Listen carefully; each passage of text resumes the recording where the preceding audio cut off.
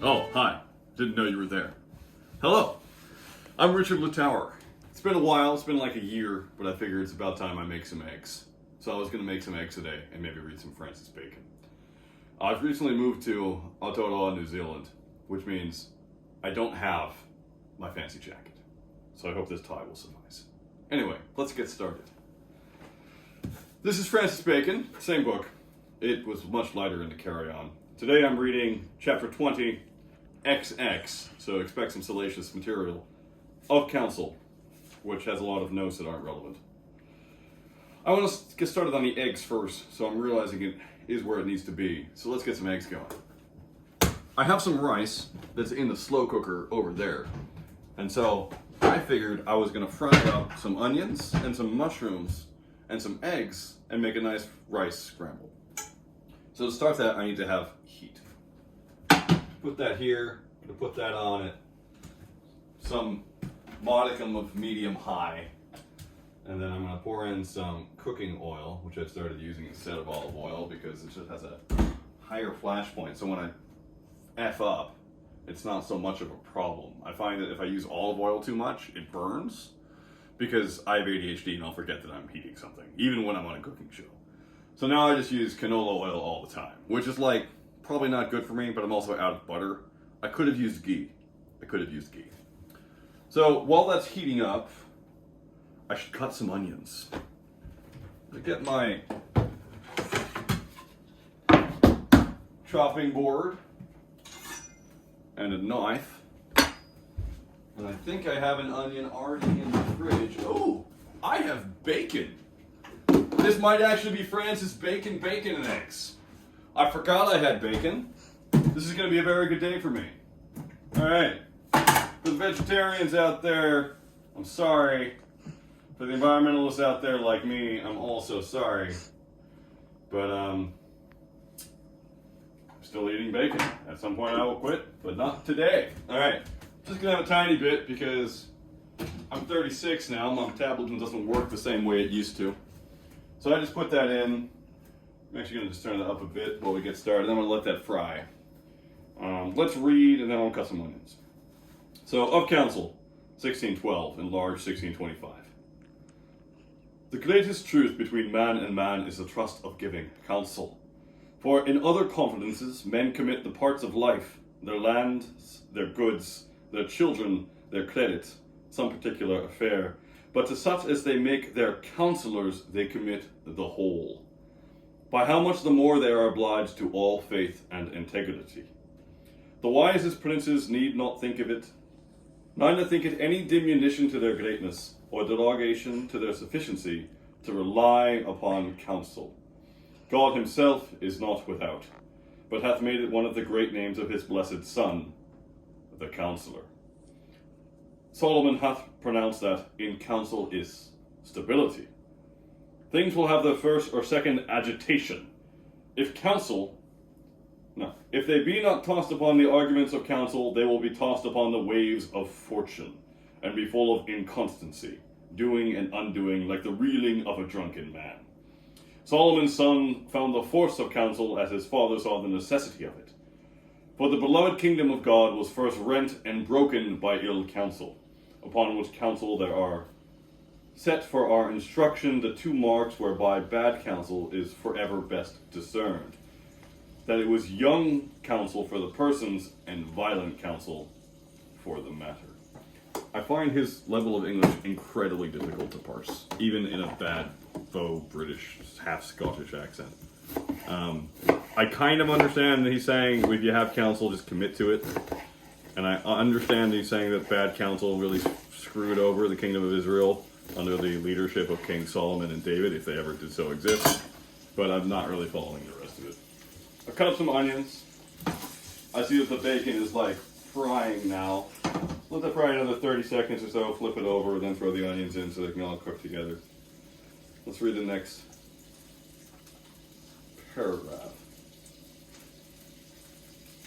The ancient times do set forth in figure both the incorporation and inseparable conjunction of counsel with kings. Counsel and kings go together. And the wise and politic use of counsel by kings. The one in that they say Jupiter did marry Metis, which signifies counsel, whereby they intend that sovereignty is married to counsel. The other, in fact, in that which followeth, which was thus. They say that after Jupiter was married to Metis, she conceived by him and was with child. But Jupiter suffered her not to stay till she brought forth, but ate her up. Whereby he became himself with child and was delivered of Pallas armed out of his head. You know, if you're having children out of your head, maybe you should rethink your whole mythology. Just saying. Which monstrous fable containeth a secret of empire, how kings are to make use of their counsel of state. At first they also refer to matters unto them, which is the first begetting or impregnation. Talk about impregnation now, this is great. But when they are elaborate, molded, and shaped in the womb of their counsel, and grow ripe and ready to be brought forth, that then they suffer not their counsel to go through with a resolution and direction, as if it depended on them, but take the matter back into their own hands, and make it appear to the world as decrees and final directions, which because they came forth with prudence and power, are resembled to Pallas armed, proceeded from themselves, and not only from their authority, but the more to add reputation to themselves, from their head and device. Again, if you're talking about coming fully formed out of someone's head, maybe you have other issues. I don't think this is a good metaphor. I think this is a bad example of bacon being an idiot. Okay, speaking of the bacon, it is popping. It is just popping in there. So, we have these onions. Throw some onions in there. Throw some more onions in there. I'm seeing I have a pepper here. Let's cut up some pepper. You want to look at the food. Let's see, this is a pepper. You want to slice it, and then dull knife. Don't have dull knives. They're bad. But there we go. We got some pepper. That's great. I said it was going to have mushrooms.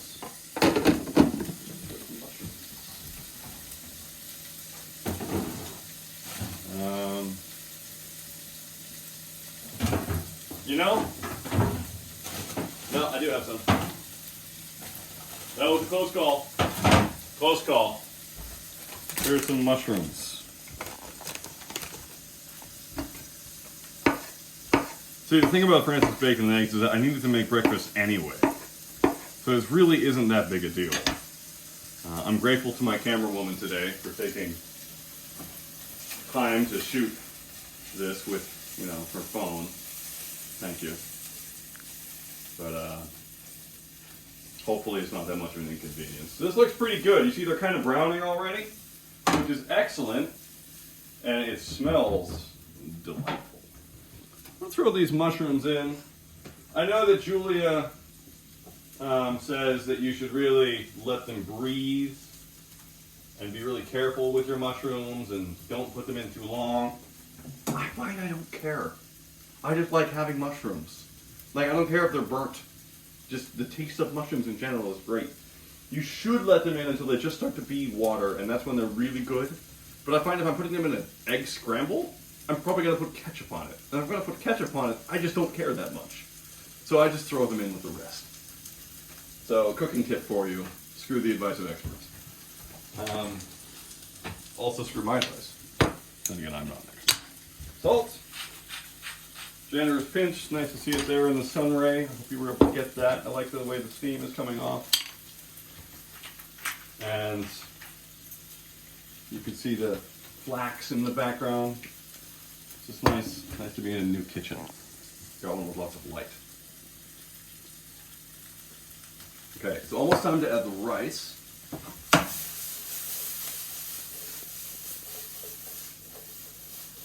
And I think I was gonna do sunny side up and mix it together, but I think I'll actually do a scramble today. So let me get some eggs. Alright, one egg. Second egg. Alright, here we have some eggs. So, one. These massive egg things in New Zealand. So you just want to crack and then roll. Roll with the back finger. Really easy to do that. So crack, roll.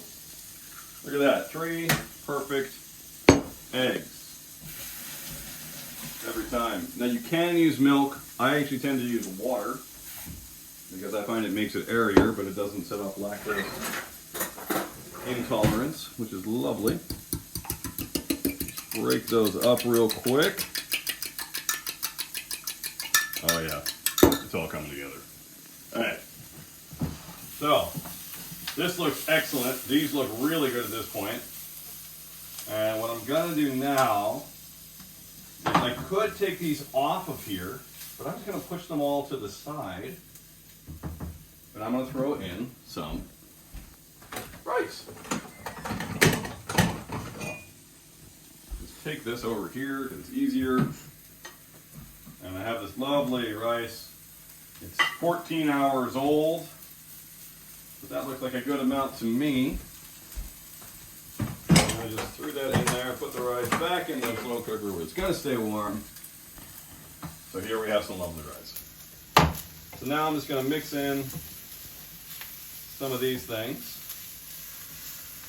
Make sure we get in there. Okay, now once again, I'm going to push it all to the side, make a big hole in the middle. Remember, this is all counsel. So you should be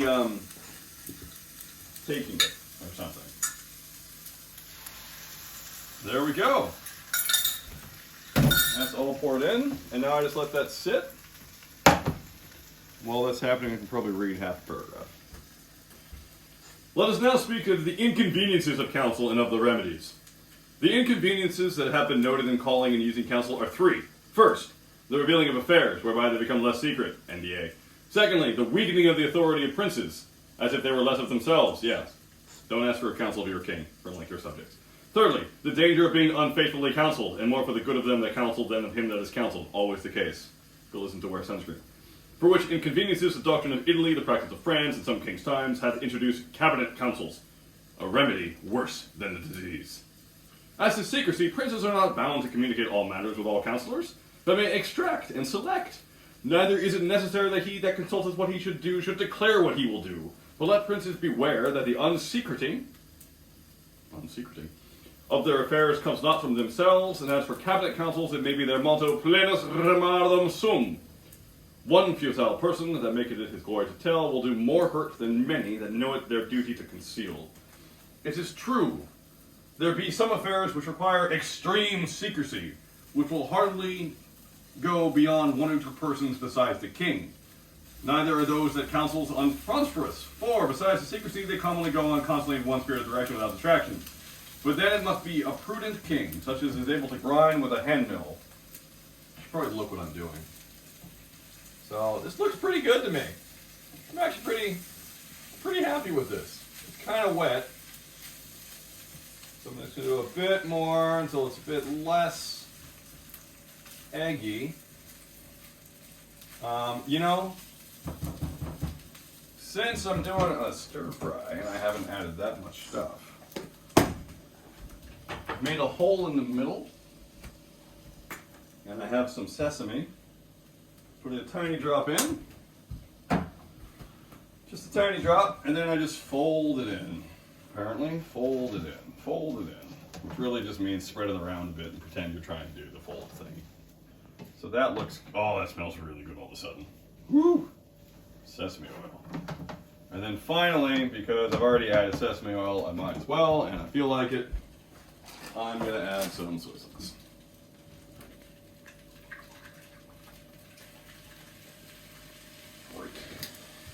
At that point, pretty much done. Put that around a bit. This smells amazing. It smells really good. Kind of wish I had more cashews. All right, so here we have a basic egg scramble. Very exciting. Move these eggs on top of the fridge. I'm going to get my pukeko plate. Notice the 3 pukeko. They're very nice. Move this over here. And I'm going to plate this up. This is a massive amount of food. It's like an unnecessary amount of food. And I heard an alarm clock for a certain teenager upstairs who's going to want food in a bit. So I'm actually just going to put a lid on it. Maybe take some more of the bacon. And just leave this here. All right. So there we go. That'll stay warm. We have put away the mushrooms. We've put away this towel. I'm going to watch this later because you don't need to be here for me to do that. And now we're going to finish this stupid essay. All right.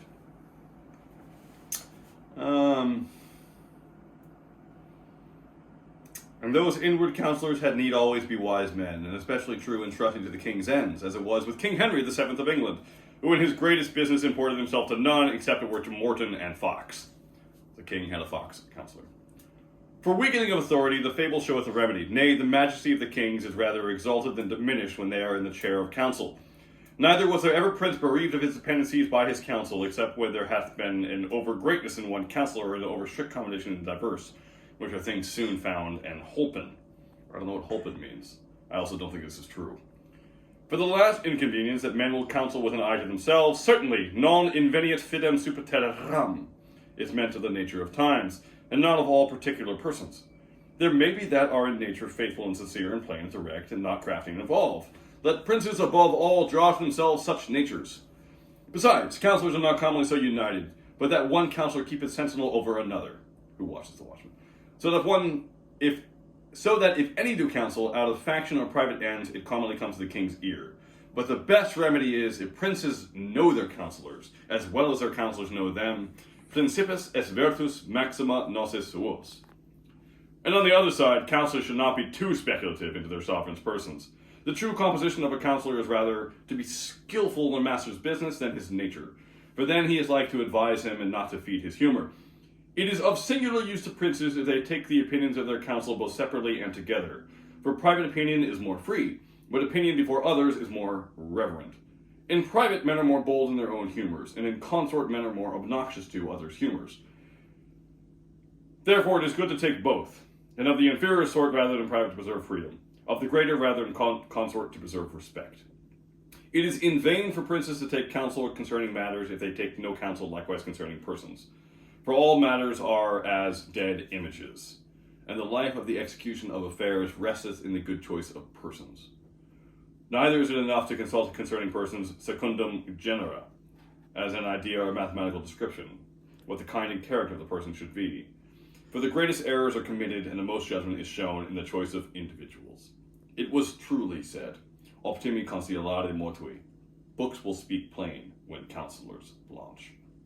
Therefore, it is good to be conversant with them, especially the books such as themselves have an actors upon the stage. It keeps going.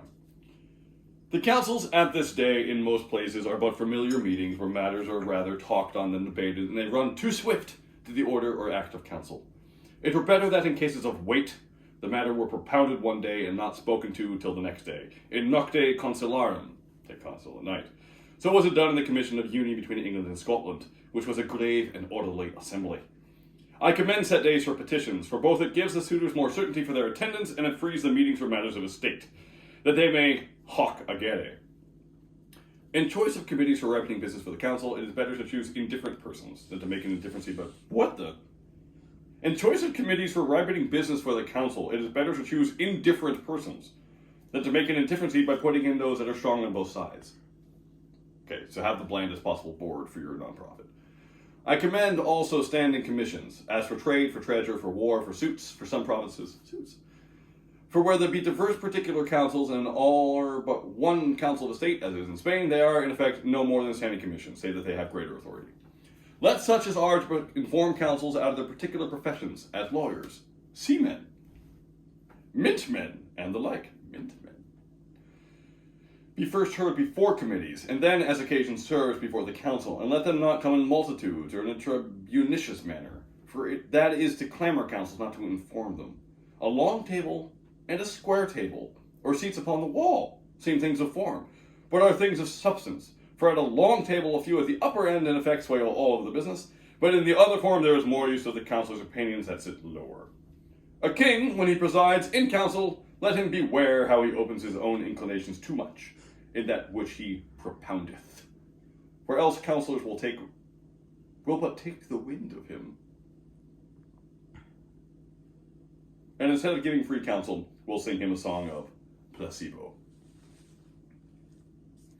I wish we could all sing the King's songs of placebo. I think my favorite placebo song is probably A Friend in Need is a Friend Indeed. My Japanese is better, which is also about counsel, I'm realizing. So thank you for sitting with me on this note of counsel by Francis Bacon. It was a long essay, and I realized I talked fast, and I realized it was also bad. It's often bad. Our next essay should be much shorter. It's literally 2 pages. It's 21 of Delays, which would be well suited for this market. I want to thank our sponsors. We don't really have any, but I want to thank them all anyway. Sponsors, thank you. RJ Adler, if you're listening, I hope you're doing well. Big shout out to the people I went on tour with a couple weekends ago. It was great. I think of other people who are interested in Francis Bacon eggs. Not many. Today's November 5th. Go vote. And that's it. Thank you so much. I'm going to eat these eggs. Bye.